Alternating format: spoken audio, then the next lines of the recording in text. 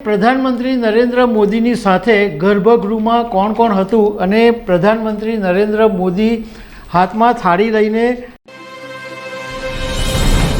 નમસ્કાર દર્શક મિત્રો, જે પ્રમાણે નક્કી થયું હતું એ જ પ્રમાણે અને એ જ સમયે આજે અયોધ્યાના રામ મંદિરની પ્રાણ પ્રતિષ્ઠા થઈ ગઈ છે। 12:29:08 અને 12:30:32 એટલે કે 84 સેકન્ડની અંદર 5 વર્ષના બાળ સ્વરૂપ રામલલ્લાની પ્રાણ પ્રતિષ્ઠા થઈ ગઈ છે અને ભગવાનને મંદિરની અંદર બિરાજમાન કરી દીધા છે।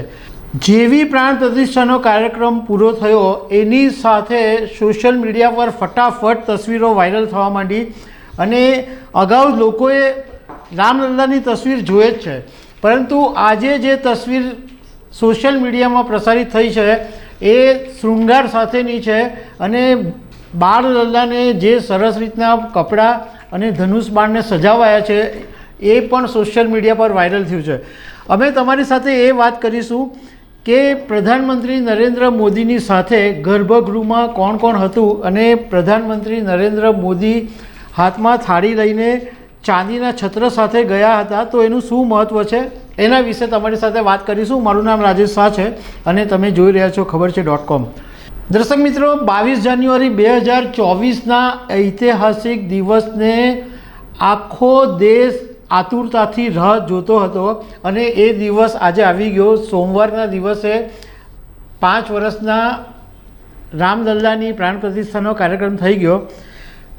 ત્યારે પ્રધાનમંત્રી નરેન્દ્ર મોદીની સાથે ગર્ભગૃહની અંદર 5 વ્યક્તિઓ હતા અને એક કાશીના આચાર્ય હતા।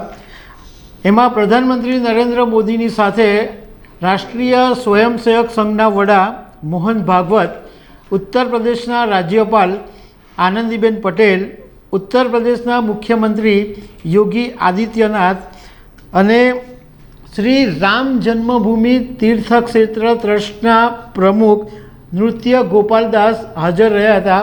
નૃત્ય ગોપાલદાસ 85 વર્ષના છે અને એમનું આરોગ્ય સામાન્ય રીતે સારું નથી રહેતું, પરંતુ આજે જ્યારે રામલલ્લાની પ્રાણ પ્રતિષ્ઠાનો કાર્યક્રમ હતો ત્યારે નૃત્ય ગોપાલદાસ પણ હાજર રહ્યા હતા।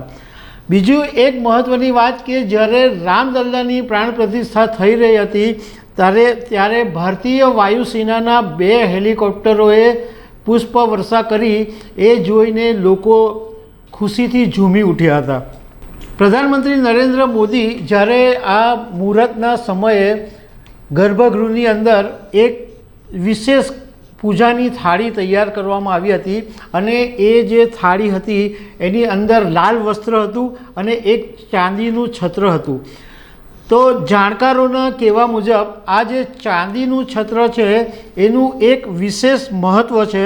પ્રાચીન સમયની અંદર જ્યારે રાજા મહારાજાઓ સિંહાસન પર બેસતા ત્યારે એમનું ચાંદીનું છત્ર પણ સાથે રહેતું હતું અને ભગવાન રામ રઘુવંશી છે અને એમણે અયોધ્યાની સત્તા સંભાળી છે, અયોધ્યા પર એમણે રાજ કર્યું છે, એટલે એક રાજાને જે સન્માન મળવું જોઈએ એ સન્માન આપવા માટે આ ચાંદીનું છત્ર રામલલ્લાને અર્પણ કરાયું છે અને એવું કહેવાય છે કે આ જે ચાંદીનું છત્ર છે એ સત્તાનું પ્રતીક છે।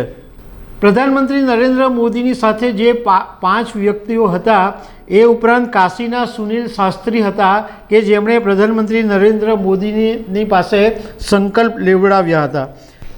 રામલલ્લાને જે વસ્ત્ર પહેરાવવામાં આવ્યા હતા એ પીળા પીતાંબર વસ્ત્રો હતા અને સાથે એમને જે એક ધનુષ બાણ પણ તમે જોયું હશે તસવીરમાં, એ ધનુષ બાણ સોનાનું ધનુષ બાણ છે।